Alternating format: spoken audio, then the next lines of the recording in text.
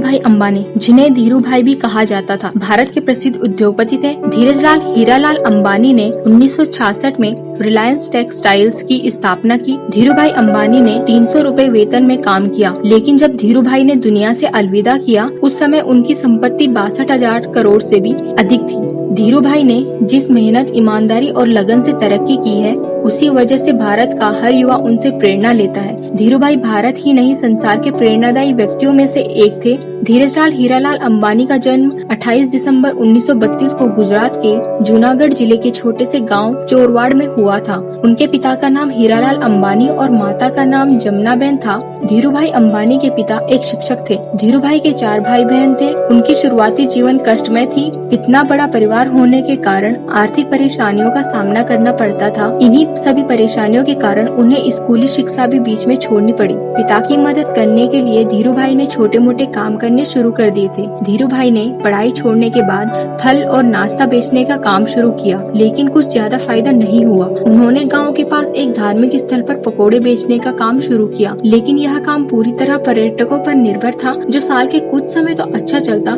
बाकी समय इसमें खास फायदा नहीं था। धीरूभाई अंबानी ने इस काम को भी कुछ समय बाद बंद कर दिया। बिजनेस से मिली पहली 2 असफलताओं के बाद धीरूभाई के पिता ने उन्हें नौकरी करने की सलाह दी। धीरूभाई अंबानी के बड़े रमणीक भाई यमन में नौकरी किया करते थे। उनकी मदद से धीरूभाई को भी यमन जाने का मौका मिला। वहाँ उन्होंने 300 रुपए प्रति माह के वेतन पर पेट्रोल पंप पर काम किया। महज 2 वर्ष में ही अपनी योग्यता की वजह से प्रबंधक के पद पर पहुँच गए। इस नौकरी के दौरान भी धीरूभाई का मन इसमें कम और व्यापार के मौकों की तरफ ज्यादा रहा। धीरूभाई ने उस हर एक संभावना पर इस समय में विचार किया कि किस तरह वे सफल बिजनेसमैन बन सकते हैं। एक घटना व्यापार के प्रति जुनून को बयां करती है। धीरूभाई अंबानी जब एक कंपनी में काम कर रहे थे, तब वहां काम करने वाले कर्मियों को चाय महज 25 पैसे में मिलती थी, लेकिन धीरूभाई पास ही एक बड़े होटल में चाय पीने जाते थे, जहां चाय के लिए 1 रुपया चुकाना पड़ता था। उनसे जब इसका कारण पूछा गया तो उन्होंने बताया कि बड़े होटल में बड़े बड़े व्यापारी आते हैं और बिजनेस के बारे में बातें करते हैं। उन्हें ही सुनने जाता हूँ ताकि व्यापार की बारीकियों को समझ सकूं। इस बात से पता चलता है कि धीरूभाई अंबानी को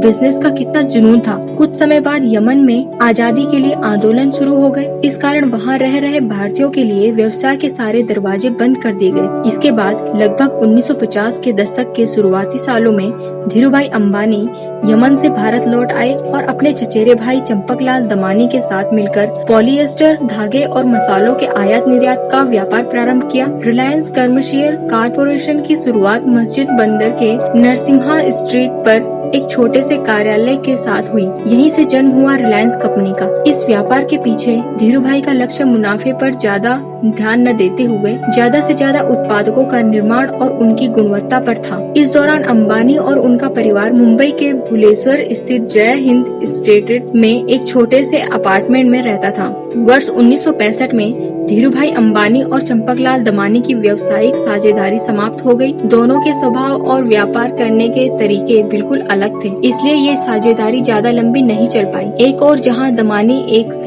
सतर्क व्यापारी थे, वहीं धीरूभाई जोखिम उठाने वाला माना जाता था। इसके बाद धीरूभाई ने सूद के व्यापार में हाथ डाला, जिसमें पहले के व्यापार की तुलना में ज्यादा हानि की आशंका थी, पर वे धुन के पक्के थे। उन्होंने इस व्यापार को एक छोटे स्टोर पर शुरू किया और जल्द ही अपनी काबिलियत के बलबूते धीरूभाई बॉम्बे सूत व्यापारी संगठन के संचालक बन गए। अब तक धीरूभाई को वस्त्र व्यवसाय की अच्छी तरह समझ हो गई थी। इस व्यवसाय में अच्छे अवसर की समझ होने के कारण उन्होंने वर्ष 1966 में अहमदाबाद के नेरोड़ा में एक कपड़ा मिल स्थापित की। यहाँ वस्त्र निर्माण के पॉलिएस्टर के धागों का इस्तेमाल हुआ और धीरूभाई ने विमल ब्रांड की शुरुआत की, जो कि उनके बड़े भाई रमणीक लाल अंबानी के बेटे विमल अंबानी के नाम पर रखा गया।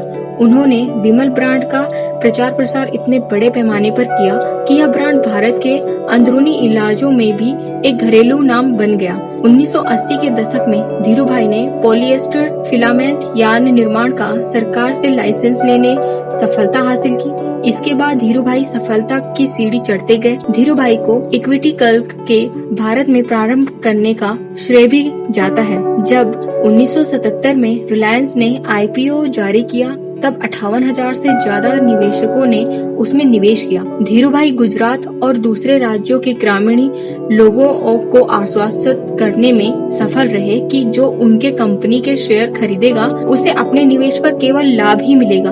अपने जीवन काल में ही धीरूभाई ने रिलायंस के कारोबार का विस्तार विभिन्न क्षेत्रों में किया। इसमें मुख्य रूप से पेट्रो रसायन, दूरसंचार, सूचना प्रौद्योगिकी, ऊर्जा, बिजली, फुटकर, कपड़ा, टेक्सटाइल, मूलभूत सुविधाओं की सेवा, पूंजी बाजार और प्रचालन तंत्र शामिल थे। धीरूभाई के दोनों पुत्र 1991 के बाद मुक्त अर्थव्यवस्था के कारण निर्माण हुए नए मौकों का पूरा उपयोग करके रिलायंस की पीढ़ी सफल तरीके से आगे चला रहे हैं। धीरूभाई अंबानी ने जो कंपनी कुछ पैसे की लागत पर खड़ी की थी, उस रिलायंस इंडस्ट्रीज में 2012 तक 85,000 कर्मचारी हो गए थे और सेंट्रल गवर्नमेंट के पूरे टैक्स में से 5% रिलायंस देती थी और 2012 में संपत्ति के हिसाब से विश्व की 500 सबसे अमीर और विशाल कंपनियों में रिलायंस को भी शामिल किया गया था। धीरूभाई अंबानी को संडे टाइम्स में एशिया के टॉप 50 व्यापारियों की सूची में भी शामिल किया गया था।